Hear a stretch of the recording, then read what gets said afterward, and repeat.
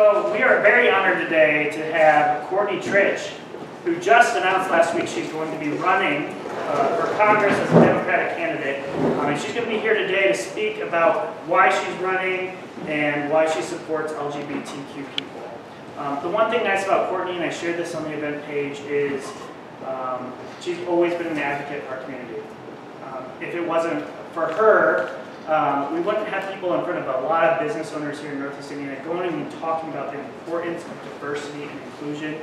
And if you didn't see the video, she actually last year drove down to the State House and testified in front of a state Senate committee on why it's important to have protections for gender identity and sexual orientation. And she did that all on her own. So we're very appreciative and very proud to have her here today. We're very proud to have her as a candidate for Congress. So with that, thank you, Courtney Tritch, for being here.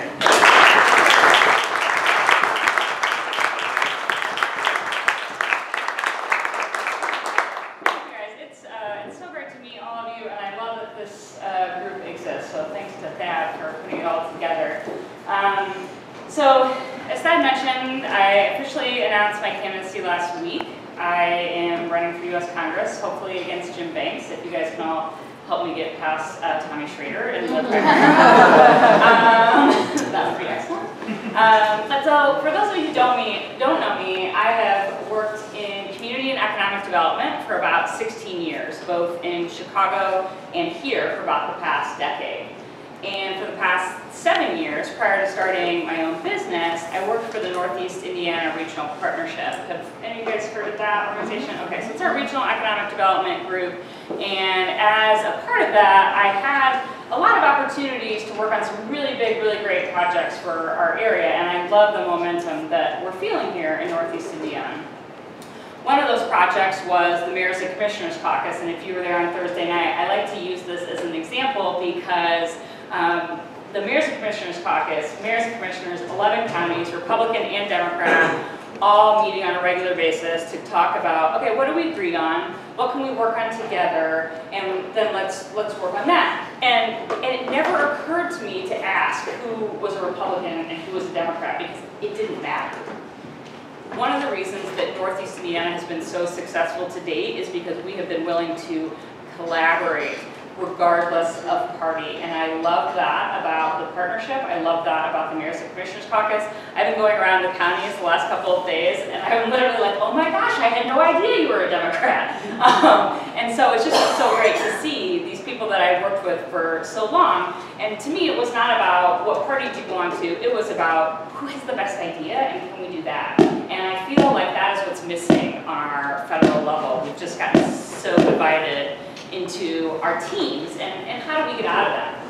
So one of the things that we collaborated on at the partnership that I had a chance to lead was one of the most recent, biggest initiatives that we've had in recent history, so the Regional Cities Initiative.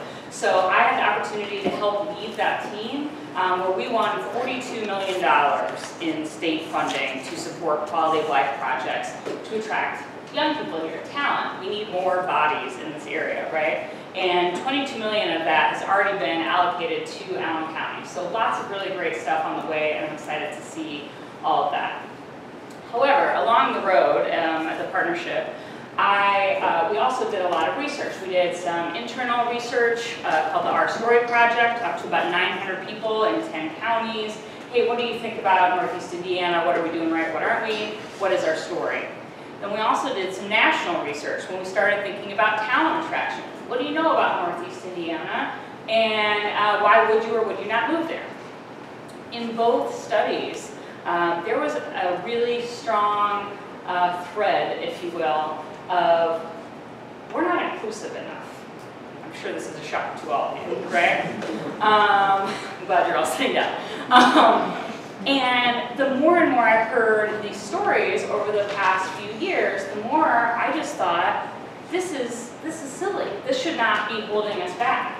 If one of the things we're doing so well is collaborating, then we should all be collaborating. And so I decided to get more active about a year ago.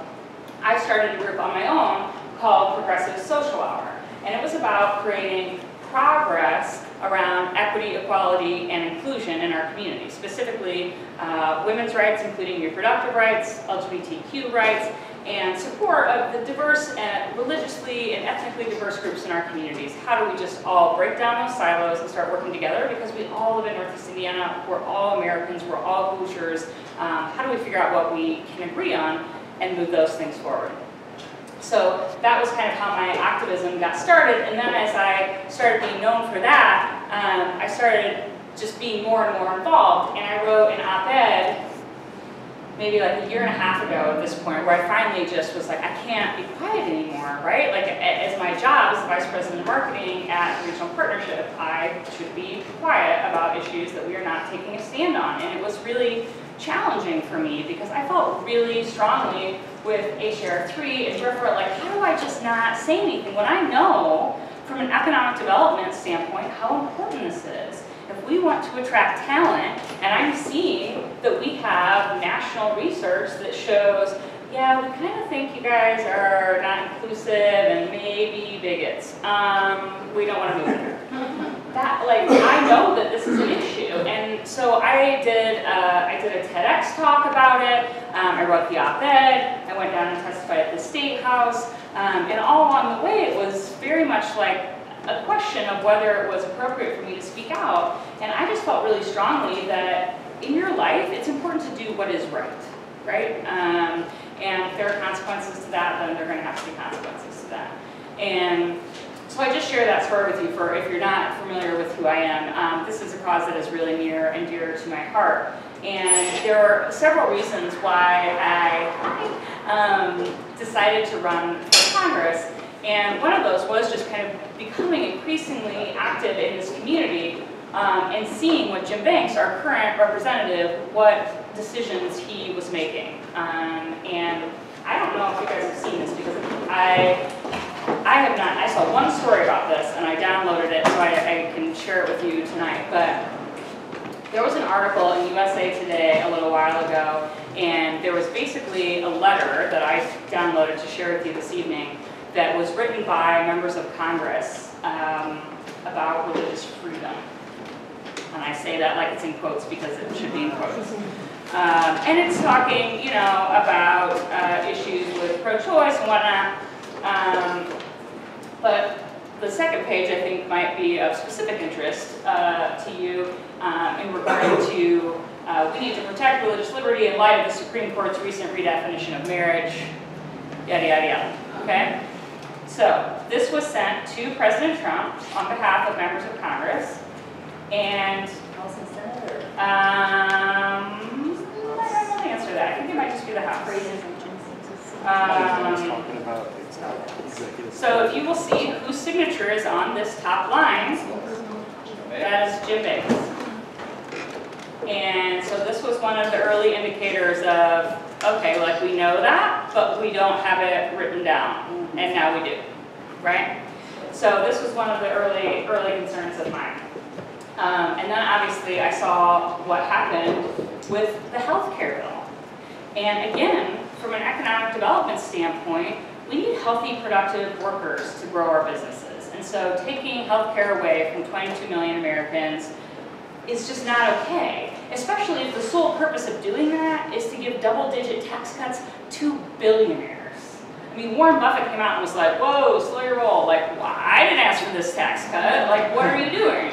And so I know I'm preaching to the choir here that this is just not okay. It's just not okay. And I was looking even more in today in regard to the health care bill, and I saw that, obviously there is an issue with Medicaid cuts in this bill, right? And that Medicaid is the largest insurance provider for people living with HIV. Planned Parenthood is one of the largest providers for transgender people. So this is just not okay. I mean, this is an attack on our selves, so the very being and dignity of who we are as Hoosiers and Americans, and it is not okay, and we need to stand up for that. There are a lot of issues that I'm running on that are on my website as far as healthcare. I believe very strongly in clean energy. I believe very strongly in public education. So I have a lot of stances on there, and what I would just mention to you is that my background in economic development doesn't make me a conservative or a liberal. It makes me, hey, what's the best decision for our economy and to grow our economy? And that's why I started. I was standing, the last time I stood in this room, I was giving a presentation to young Democrats before I even thought about running, I think, on diversity and economic performance. There's so much research, nationally, locally, globally, about the impact of diversity on economic performance. So what makes us different actually makes us awesome, right? And it helps grow the economy. I mean, it's everything from problem solving, right? If you have 4 people that are, white old men solving a problem, or if you have 4 people that are of varying backgrounds and ethnicities and whatnot, there is research that shows that that is the better problem-solving team. So, again, what are we doing? I mean, that's just been my answer this whole time. It's like, there's research, there is all of the history that shows us that giving double-digit tax cuts to billionaires is never going to trickle down to mean good jobs to you and me. So what are we doing? And, we haven't had a candidate to really get behind in this race for a while. And when I first started talking about this, and when the 3rd District approached me, I was just like, man, am I the right person for this? And should I do this? And it's a big decision. I mean, I've only been, in the hopper for about a week, and there are a lot of people with feelings about my wardrobe, okay? That is bound to get worse from here.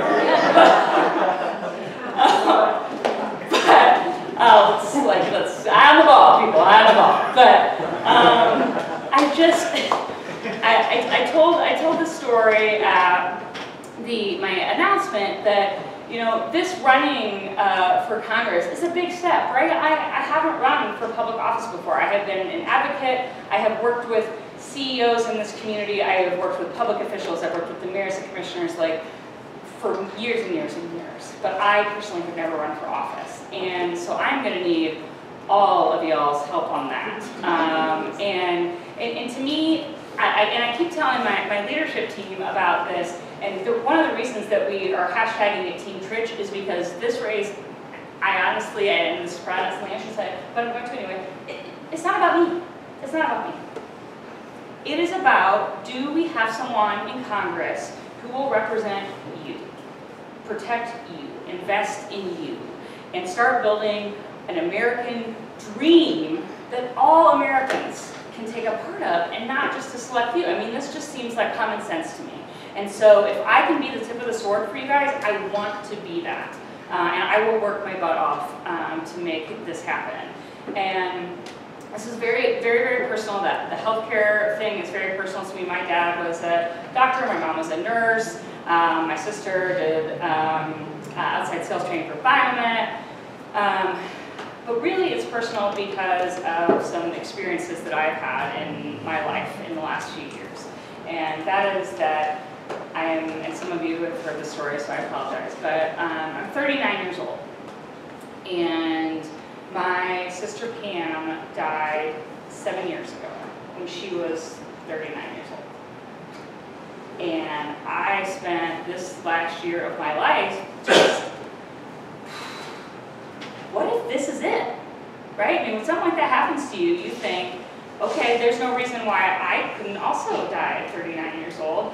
And so if this is my last year, what am I doing to make a difference? Like, what am I doing to leave an impact on this world? And so I was taking all these walks with my mom and our dogs, my dog Pickles, who's in the world. And she's on Instagram, find her.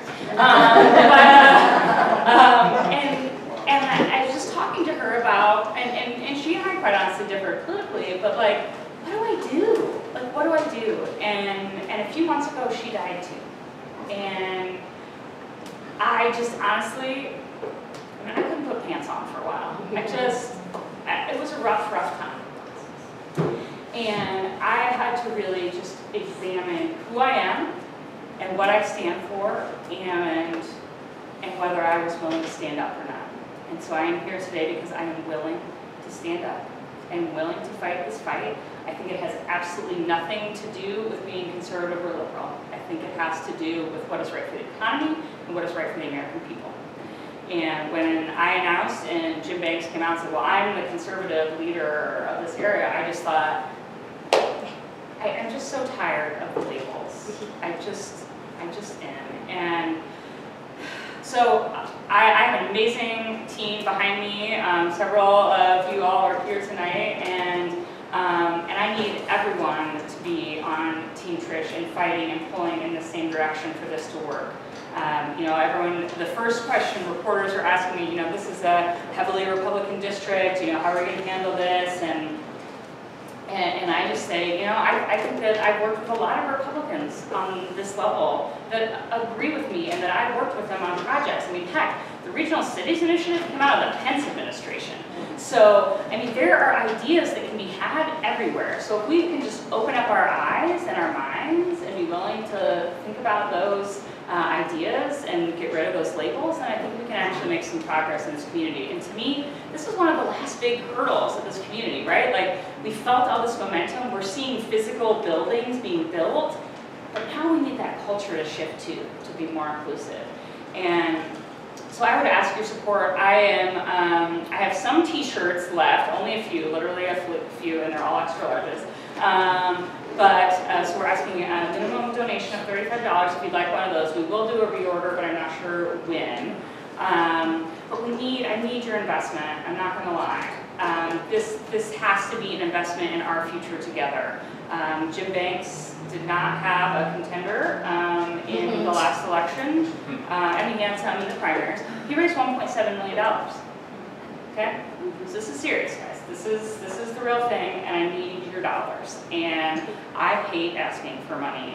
And I'm putting everything I can of myself into this. And I have literally hit pause on my career for the next 18 months so I can do this. But I need your investment. I need your support. So there are donation envelopes on the tables. Olin also has this laptop, so he can pull up my ActBlue page, and you can donate online if you prefer. I have a volunteer sheet going around. There are a couple of them, and I apologize. So we are, I mean, like we announced last Thursday. It feels like 6 years ago, but that's like the last time I slept. So I apologize. We're still getting infrastructure and systems in place. But if you are interested in volunteering, we need people to host home parties, fundraisers in their home to help raise money, to help get out the word. And I added on there just social media ambassador. So, you know, automatically, this is a grassroots campaign, the way that we are running it. And I think that means our ground game needs to be stellar. And part of that ground game is social media. So if you're like, man, you know, I can only give $25, great, awesome, every dollar counts. But you can also share until people are sick of you, right? Share everything you can to raise that name recognition. Name recognition is a huge part of this game. And so it might feel like, oh, I'm not doing anything. Sharing on social media, helping us build our following is huge. We launched Thursday morning. We had 2 followers, myself was one of them. And by like midnight, we had over 1,000. So on Facebook. And so we need to keep growing on that. We need to grow Twitter, we need to grow Instagram, get young people involved. So anything you can do to help with that would be welcome as well. Any ideas you have, thoughts you have, I welcome them. And no one wants to listen to me forever. So what questions do you have, or what issues are important to you? Yes, sir. First of all, thank you for coming and speaking. Absolutely. We appreciate it. You mentioned collaboration and the importance of that, and I absolutely agree with that point. Could you speak a little bit about what happens and how you would approach an initiative where collaboration has broken down? Because that is the work. Yes. Yes. And you speak about research. There's power in research, and I absolutely agree with that as well. But when research is not read or digested, you have to feel the people on their emotions. Exactly. Yeah. So can you speak a little bit about that? Sure, absolutely. So, John Sampson, the CEO of the partnership, used to refer to the ability for our region to move forward, that we could only move forward at the speed of trust. and trust has broken down, as you said, right? So there was no Northeast Indiana 10 years ago, 11 years ago now. And so each county was fighting and hated each other and didn't work together. And it's taken 11 years to rebuild that trust and relationships. And now you'll have one county be like, oh, I don't have a place for that business. I'm going to call so-and-so's county and see if they have a place there.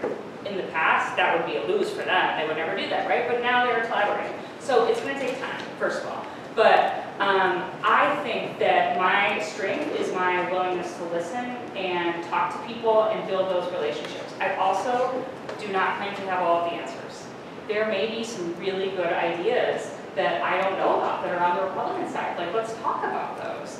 And so I think that that is step one, just being willing to listen to each other, being willing to compromise.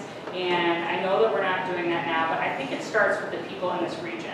Like if I can go out and talk to, people who support Trump, people who whatever, like, okay, what's the end goal, right? Because that's what we need to agree on. So when this healthcare bill started, I don't know, and I can't prove this, but I don't know that Republicans would have said, our goal is to insure every American, right? Because if that was their goal, then taking away healthcare from 22 million Americans, we would have been like, what? But their goal was to repeal and replace it, right? So what we have to do is get past the rhetoric and say, okay, what's the end goal? So I have a friend that's a Trump supporter, and I said, okay, that's fine. Like, so what is it you support? And they were like, we're really concerned about the tax structure. Okay, awesome. Let's talk about the tax structure and figure out like where we can agree and how we move that forward. So I think that we just have to figure out if we can agree on what the end goal is, and that's why I approach everything from an economic development standpoint, because people might have concerns about whatever issue. I was told sometimes that like I just can't talk about this whole LGBT thing. And I said, okay, let's talk about why that's an issue, because this is necessary for economic development, and so regardless of what your religious issue is or whatever, can we agree that the end goal is to attract talent here? Yes. Are we really going to turn away women with the bills we've had recently and the LGBTQ community, and like, so then you have cut your pool significantly in half, and now all of a sudden you don't have the talent you need. So trying to figure out like where's that end point that we can, and then how do we navigate our way to that. But it's going to be a lot of listening and not a lot of rhetoric. It's not just them, it's not just those who identify as their allies and their supporters, and we've seen a lot of progress with companies that are not identifying as those targeted minority groups, and instead saying, I refuse to locate, or I will allow my employees to transfer anywhere they want to go, and we're not going to expand. So that is a good point that you're making, and it's not just those that identify as LGBT or whatever, or a female. It is those people that have allies. Yes. Value them being respected. And that's why I went down to the State House. I was like, listen, like this doesn't affect me personally. Like just me as a human, it affects my friends and whatever. As a human, it does not affect me. But I'm embarrassed, and I don't want to live in a place that doesn't accept this and that doesn't accept my friends. And I was very open about that. And so I think that the more people who are willing to speak up and stand up and say, hey, Black Lives Matter, hey, LGBTQ lives matter, hey, whatever, like, we need that support. The civil rights movement, when you see those photos and you see people of like every color, every religion, like it's when we bind together that we're the strongest. And they would like us to keep fighting amongst ourselves so that they can run away with all the tax cuts and money. And we just need to make sure that we don't let that happen. Yes, hi, I was wondering, first of all, I was wondering if I could tell you a little bit about why I'm here, and then also follow up that with a question. I'll try and keep it short. But in middle school mainly, but also a little bit high school, I got severely bullied because, like, bullying is not a strong enough term nowadays, but because people, I wasn't sure what I was at the time. I considered myself straight. Now I don't know, but they would call me gay and faggot, and they would physically abuse me because of what they thought I was. And they do that to my friend too, and she committed suicide in 2013, and so it's something that I'm very passionate about it. And I want to see what, if anything, you would like to do about bullying and harassment in schools. Personally, I want to figure out about in the LGBT community, but bullying is bullying, no matter what it's about, who it is.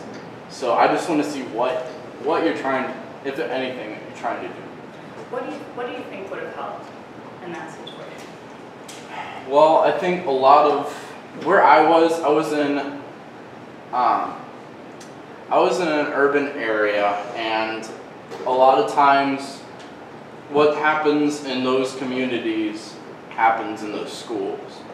And so I support, anything with LGBT rights because it doesn't start in the schools.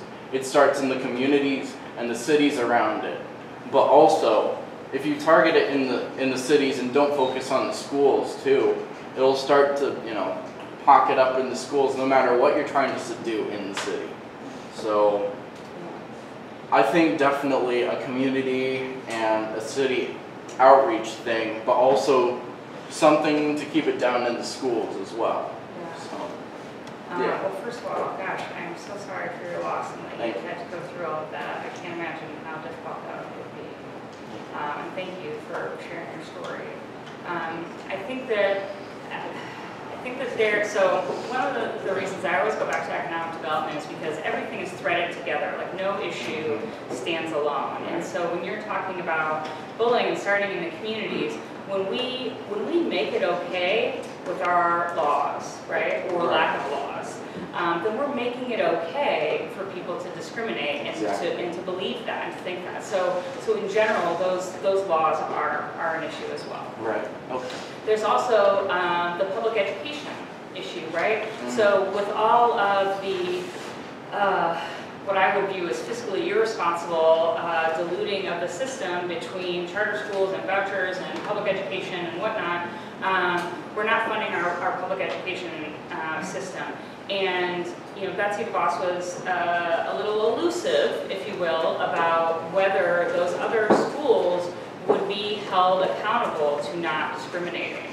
And that's concerning to me. So working within the public education system, I think, is also important. Okay. And then in regard to your friend in general, we go back to healthcare, right? Like we have to have mental health available as well to people. And so how do we make sure that that is just as valued a part of our healthcare as any other part of our healthcare?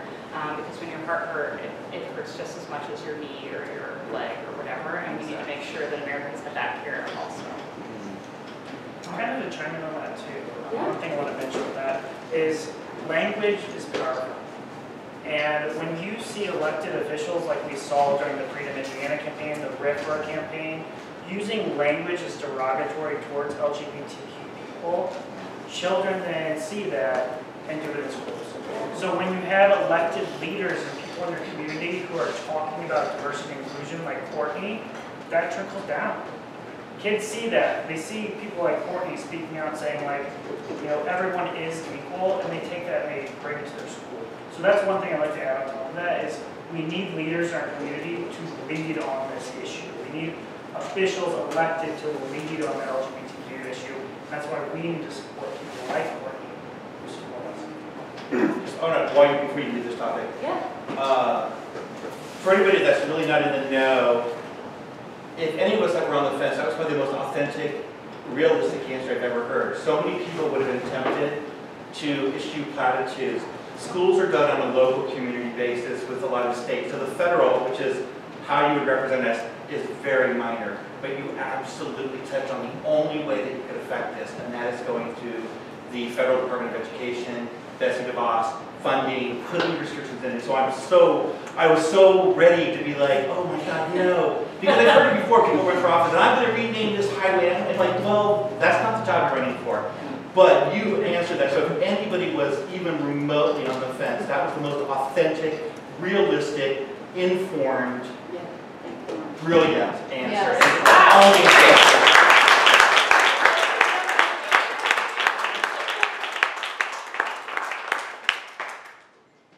As a public school teacher, I just want to agree with you so much because it is true. We don't have enough help in our schools anymore because the money is being diverted to other schools. The other thing I wanted to talk about, not just business are we losing, but my sister-in-law, who's a saint because she's married to my brother, lives in the San Francisco Bay Area, and she is a school counselor at one of the high schools there. And as soon as Mike Pence signed that law, and I was in Arizona when this was all happening, and he was on TV every single morning where the state that supposedly has the same law as Indiana does was just ridiculing him every morning on the morning news shows. She told me that the counselors, who are a national group, are afraid to send their LGBT kids to Indiana. So we're losing those kids too. And let's face it, that's a real creative group. I have friends who worked at Disney. It's a very creative, that's a very creative group. Well, and the leadership part is so important. I just saw, and I'm sorry, I talk about studies all the time, so I'm kind of a nerd, but I just seen recently, so obviously there's a lot of rhetoric that is happening on the national level right now that is not always kind. There was, I think it was done by Pew in Michigan, and that they were doing research in other countries and how they viewed American leadership. And some countries, European countries, have gone down by as much as 70% in their view of America as a global leader. I mean, that is huge. Just recently. Yes. It's huge. Yeah. It's huge.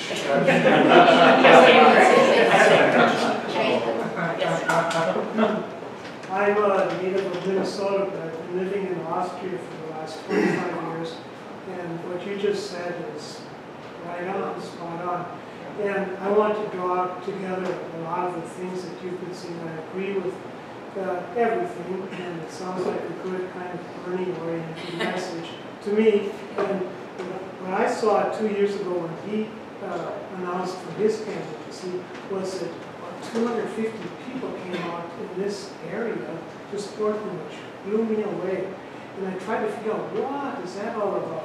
And one of the things I'm thinking about, I'm still not sure, but you could address this too, is that, as you say, it's not so much about being Republican or Democrat, it's about being Hoosiers, it's about being Americans. And what I think is it's a little bit about deciding who's way up there at the top and what is going on with all of the rest of us, 99% who are not at the absolute top. Yeah. And it seems to me, adding on to everything that you said is linked together, that it's really important to also talk about keeping big money out of politics. And we're not there yet with overturning Citizens United. And until we do that, we're under a lot of pressures. You said every dollar counts, and it's likely that your candidate is going to get, I don't know, 10, 100, who knows how many dollars for what you get just with one donation. Right, right. And we have to work on that also to make Northeast Indiana and the United States a place that's good for overwhelming majority of people who are under pressure, because some people just get wealthier and wealthier and wealthier, Yeah. and they're sticking it to us. Well, I couldn't agree more, and yes, there is some serious need for some changes in our electoral campaign finance system. As someone who just submitted my financial report this morning, I was like, holy cow, what are we doing? I was like, my significant other doesn't know this much about me, but it can be done, right? I mean, I think, Bernie has been in politics forever, but I would venture to guess that most Hoosiers were not aware of his presence until just a couple of years ago, right? So it can be done with those $25 donations. We just need to do it. And I think that to do that, we need to create a movement around us as a people, not around being, hey, this is my team, this is my label. Like, so in my announcement, I was like, I just asked you to set your team jersey aside for a hot second and think about joining Team Tritch, because it is about uniting. Quick follow-up, this will be really short. Yeah. You know, not everybody voted the last time Yeah. around, time before that. Yeah. And one thing that I think is really strong about your message is if you have a strong team, you can get out and get people to vote who haven't been voting. Yes, and that's going to be vital because so many people are just fed up with it. I mean, it would be easy to just be like, turn off the news. So it'll be a challenge, but we can do it. Yeah. I kind of just like to hear your position about the whole medical act, the medical act that is happening, about the mental health part of it. Sorry, I'm one of those people, and I just feel like it's not being addressed. That I'm going to lose my health care. Well, Mentally, that's not okay. I can't. yeah, no, I get that. I get that. That can't happen. And some, was it you? Someone was just commenting on my Facebook page today about that. No. I was like, so there's obviously an issue in this country where we do not treat mental illness the same way we treat physical illness. And I was actually really pleased to see that, Prince William and people coming out and talking about this, like, we've got to find a way to get past that. So I happen to believe that needs to be a vital part of what we're And covering. it's a bipartisan thing. There are mentally ill people who are Republicans, Democrats on both sides. I'm sure that they're President Trump and somewhere in his family has someone who's mentally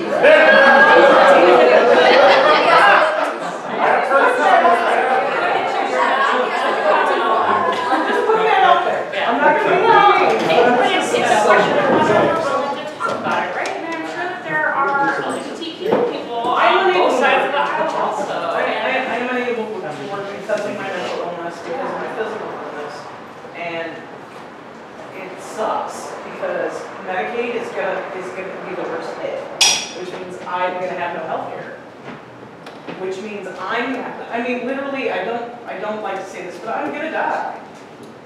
Well, I'm gonna die. We do not want that to happen, and we're going to do everything we can to not let that happen, all right? I'm trying not to be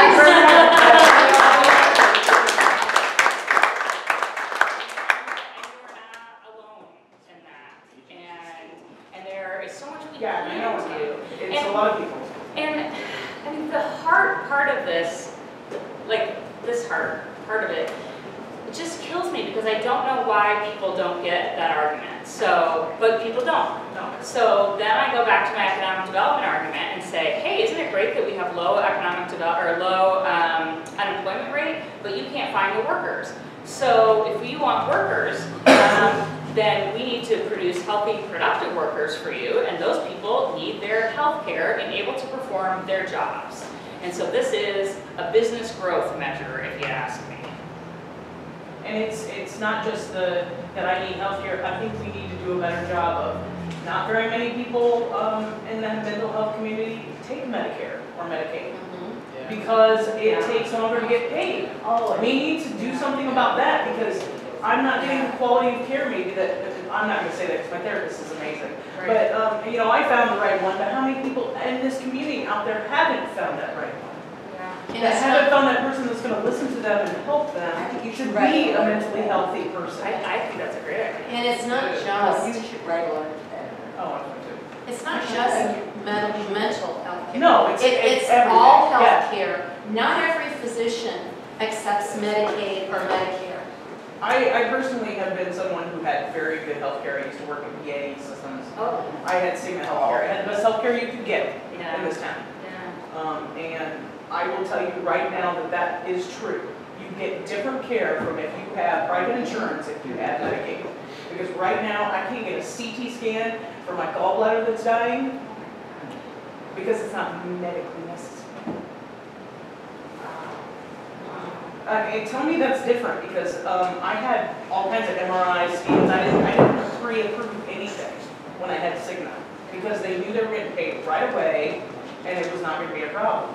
Now, they know they're not gonna get paid for 3 months, Yeah. or Medicaid's paid not at the out. same rate. Yeah, they're paid at the same rate, Yeah. and so they don't, I get passed off, like, my rheumatologist will be like, oh yeah, this is this is an issue I should deal with, but I'm gonna send you to a neurologist where you can't get an appointment until November. Right. That's happening to me right now, and it's ridiculous. And nobody wants to talk about it. I'm not a 90-year-old person in a wheelchair. No, I'm not. But I medically need these things. Well, And people don't understand that this is an issue because it doesn't affect them. yeah.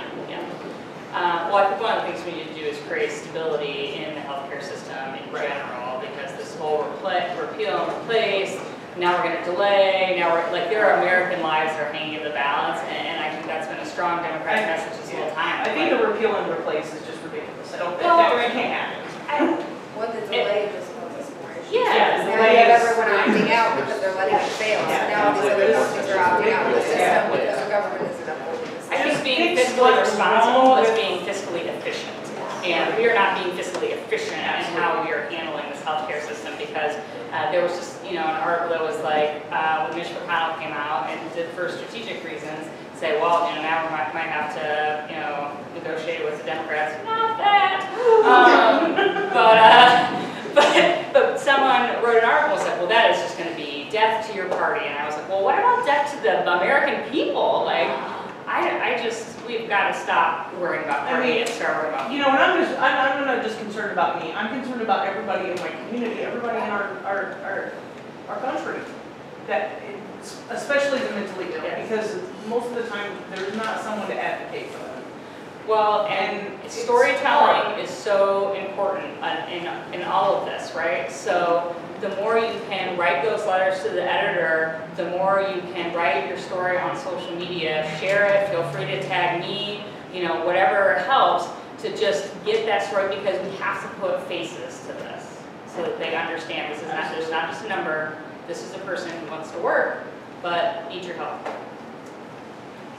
Your experience in economic development is definitely going to be a strength that will definitely pull votes from all different parties, but the reflection of a state's economy is definitely reflected through the homeless population. And last year, Indiana had just under 7,000 homeless people, and almost 700 of those identified as veterans. And inclusivity is great when you're pulling across people to come to this state and help grow our community, but there are a lot of people in Indiana who want that job first, who do care about that job. What are you going to do to help encourage reaching out to those people who want that work, who are searching for that opportunity, and also balance bringing in new faces? So explain that to me again. What, to reach out to the homeless population? Yes, the homeless population, those who are also unemployed, people who might not be able to get a job because they're homeless, that catch-22 situation many are in. Well, I mean, that is why I believe in helping people and being a Democrat, right? Like, so that's why I support these various programs. So that's not a role that economic development regionally deals with. That is something that happens at a municipal level. So that is absolutely an issue. That was not something that I had to deal with directly, so I apologize that I don't have specific experience in that. But so when we talk about needing people in our jobs right now, we don't have enough people, we're talking about attracting talent. But there are people here, right, who want those jobs, who are veterans, who might be mentally ill, who are homeless, who are whatever. So what can we do to help them get stabilized so that then they can be that healthy, productive worker that we want in the workforce? So to me, that's another argument for the need for these services and these providers that we just keep shortchanging right and left. And so the more we keep cut, we can't cut our way to the top. We can't do it. And so that is why I believe in having these programs on. Do we need to be fiscally responsible and efficient about it? Absolutely. But we can't cut our way to the top. So we have to be willing to help. And so I don't know that this will directly answer your question, but this sticks out in my head. I had a conversation with an 18-year-old who I was talking to the other day, and he was talking about how his family was very, very Republican, very, very conservative. And I said, oh, so what made you change your mind? Or like, what made you decide to become a Democrat? And he said, know, I think what it was is that there's a difference between a me philosophy and an us philosophy. Yes. And I thought, I was like, man, well, I gotta write that down. But he's totally right. And so to me, when it comes to homeless, when it comes to mentally ill, when it comes to whatever, at the end of the day, if I'm just worried about me, at some point that ends up hurting me, right? Because I can only get so far on my own. There's just a United Way commercial that came out that was like, there is no such thing as a self-made person. And, you know, we all needed help at some point, whether it was from a parent or from the government or whatever, to get started. And the bonus is that when we help those people come up in our community, and then those people are healthy and productive workers, and then maybe they start a business, or maybe they're whatever. But if we don't start that, whatever, I'm just being repetitive now. I believe in an us philosophy, not a me philosophy. Does that answer your question? Yes. We're almost out of time, so we'll take one more Oh, question. sure. I think you had a hand up over here in the back. Yeah. Okay. Hi, I just had a couple of things, and what you brought up about homeless, the homeless population, that number is actually, we know that number is greater, but that's just what's on paper. There are more. I work with veterans struggling with homelessness. I don't call them homeless veterans. My office is just down the street here. And the program, I have to be careful what I say here. This is being videotaped. There's some changes being made that aren't helping. Okay. And from the veterans I work with, it's not just homelessness, it's mental illness, it's addiction. And I, for one, I was just in a meeting the other day about this, and more has to be addressed on that mental health side and addiction side before we conquer that homelessness.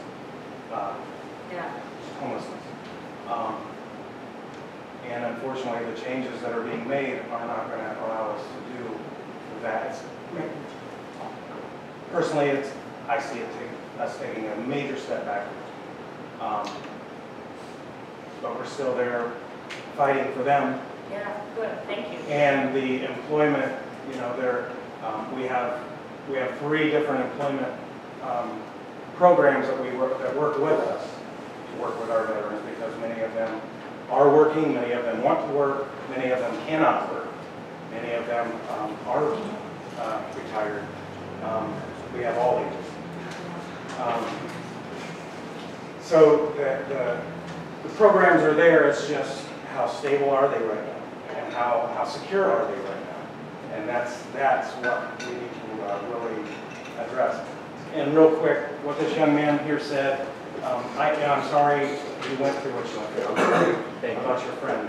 I'm a social worker, and several years ago I was working with a program that we were going into the local schools. And fortunately, a lot of our schools have stepped up with GSAs and the Gay Straight Alliance programs. But I was going into the schools, and I primarily was going into the schools alone, speaking with social workers. And I did it on an invitation basis. I did not show my way in. I wrote them letters, and I got responses from a lot of the schools. And I went in, got a lot of positive feedback, except for one school, and I will not call that school out. And I'm sitting there with a social worker, which is completely just blocked my what I was there for. And she asked, "Why are you here?" And I started explaining. She said, "We don't have that problem here." And Wow. I said, "Do you know that? Do you know that?" And she said, "We do not have that problem here." And I took that as my exit. I was being invited to leave. We still have those barriers. And I don't expect every social worker to agree with my values and what I believe as a social worker. But I do believe they have to adhere to our ethics that we sign. Yeah. And that was, to me, a major violation of our ethics, that we're not willing to discuss this. Because Whether they see it or not, it is there. And it's in all the schools. I truly believe this. Not Some more just than others, but just- definitely yes. all schools have at some least sort a of, little bit, even just the slightest name calling. It's in all schools. Well, can I say something about it? And I know you gotta wrap up, I promise I'll be super quick. But we can't forget the role that poverty and income inequality plays in bullying. Absolutely. So what she's speaking to is a huge part of that. So when we have a massive income inequality divide, right? The parents are not educated. They're not going to higher education. They're not learning to be accepting and inclusive, and they're living in fear all the time because they don't know where their next meal is going to come. And they're working 2 jobs and not able to take care of the kids. So the kids have no parent present ever, and so they're not being nurtured and taught to love everybody. So the income inequality piece is huge, even as it pertains to bullying. I've got 5 kids, and 2 of them are in middle school right now. I hear about it every single day, and it's devastating. But I also know that something like they're in Fort Wayne Community Schools, the poverty level in the school that they're in is absolutely devastating. You know, so these kids that are doing the bullying, oftentimes in urban schools, they're going home and they're being bullied at home, and that's why they're bullying at school, because their parents are not equipped, because they're living in poverty. Really quick, money and economics may not always trickle down, but something that always does is values and what you're taught. And that is something that is definitely can be applied to the president right now, or it can be applied to, you know, bullying in schools and accepting other people. You can put it anywhere, you know, when it comes to values. All right, we're almost out of time. Thank you, Courtney, for Yeah, coming. thank you.